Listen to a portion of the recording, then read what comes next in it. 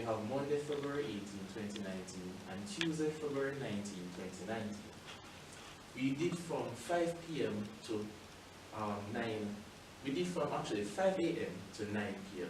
during a 1 hour interval in between.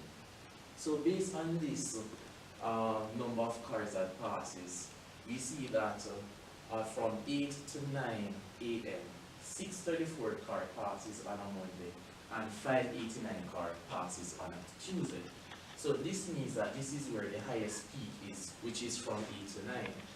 This is realistic because, for one, students are actually going to school within that time, and also we have a lot of work people going to their workplace. We actually have a diagram highlighting week 1 where the black is actually highlighting Monday and blue is highlighting Tuesday. We actually see that here we see that the peak value is actually from 8 to 9. And we have week 2. Next.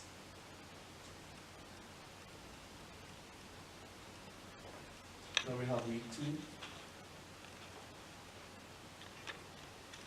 Week 2, we did the same thing, the number of cars that passes, which is the frequency.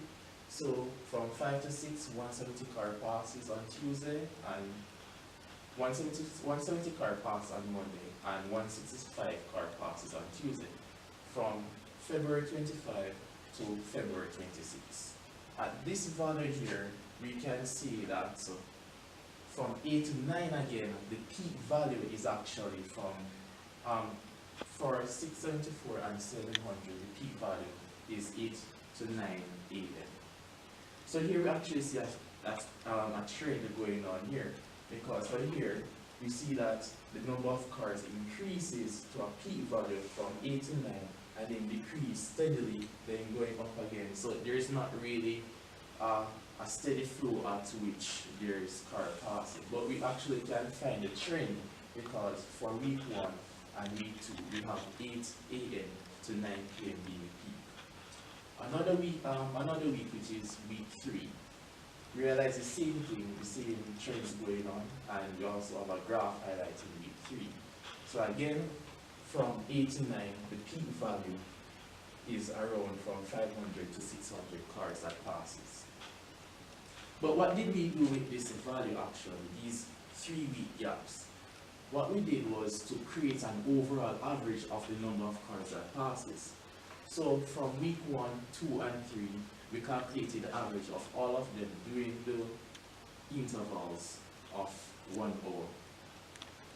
And we actually came up with this table here. So this table will help us to calculate how long the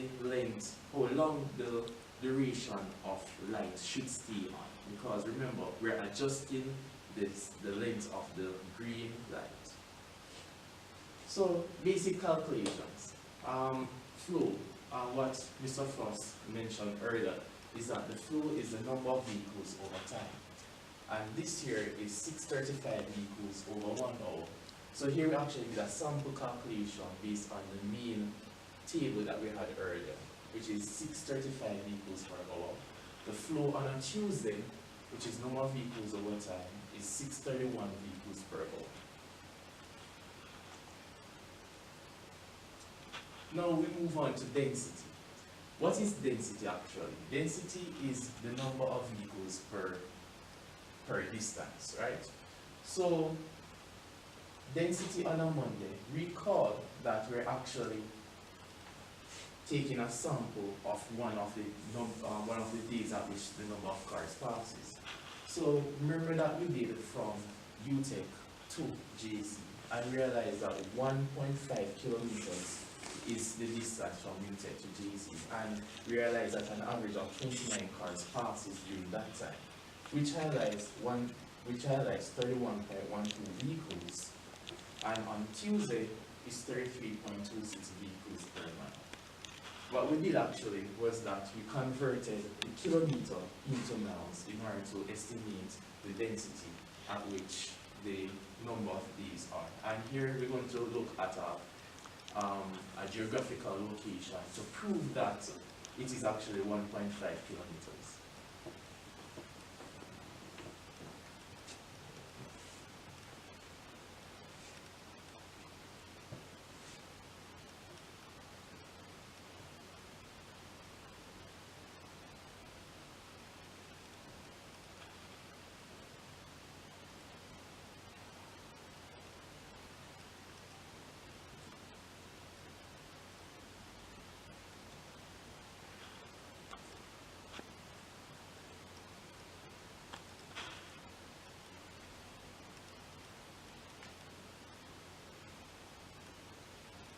So here we're actually looking at the geographical location from Jamaica College to the University of Technology.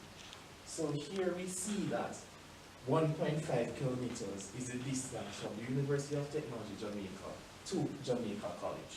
So with this measurement, we actually use it to calculate its density.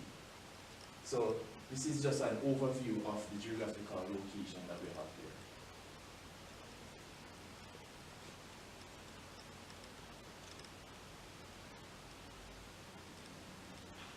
So spacing, what is spacing exactly? Spacing is where what's the spacing between two vehicles. Recall that we're taking an average. So spacing is the distance over the number of vehicles. And we found out that on a particular day, Monday, it is 169.69 feet per vehicle.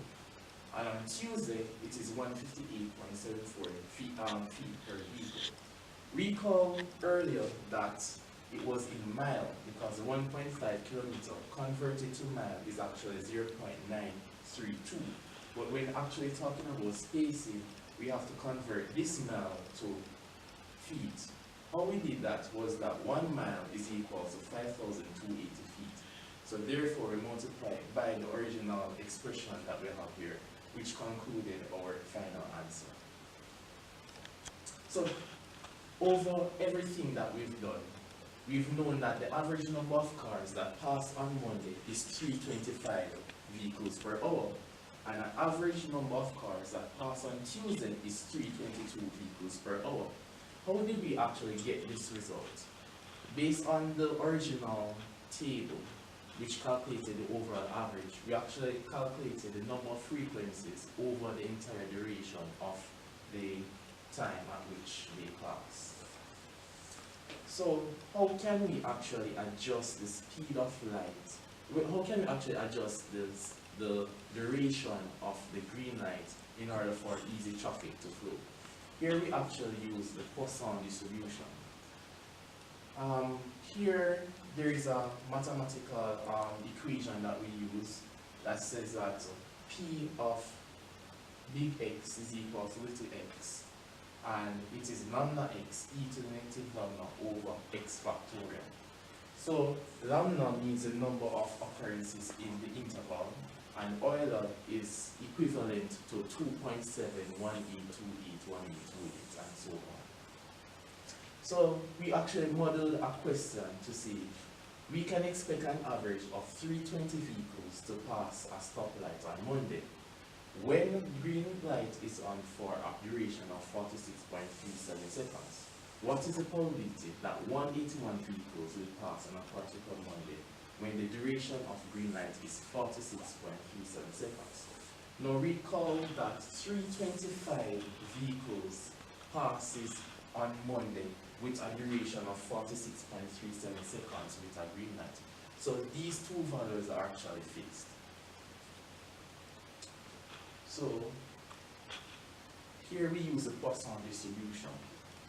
So the probability of x lambda. So x represents the 181 vehicles, and lambda represents the fixed value of 325 vehicles.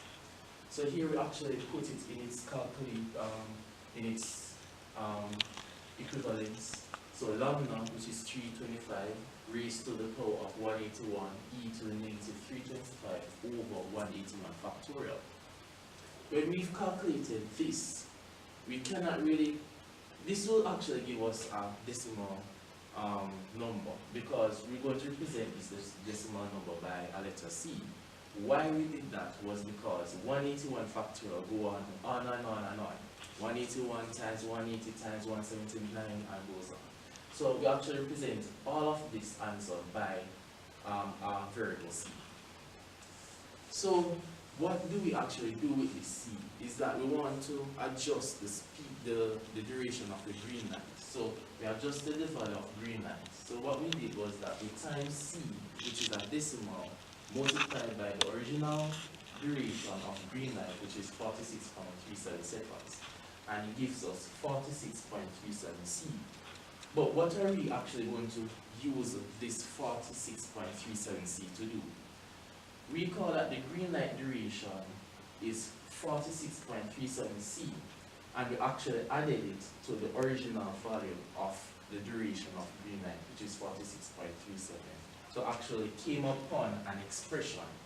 If we actually factor out 46.37, we actually have c plus 1 in bracket. So we could say that an expression can be generated for the number of cars that passes a particular point, which was the stoplight right in front of the University of Technology. So any value of c that is placed here can actually adjust the speed of green light at which a car may go. Recall that 325 is fixed, so the only thing that we're adjusting is the number of cars that passes. But we realize that why did we add c?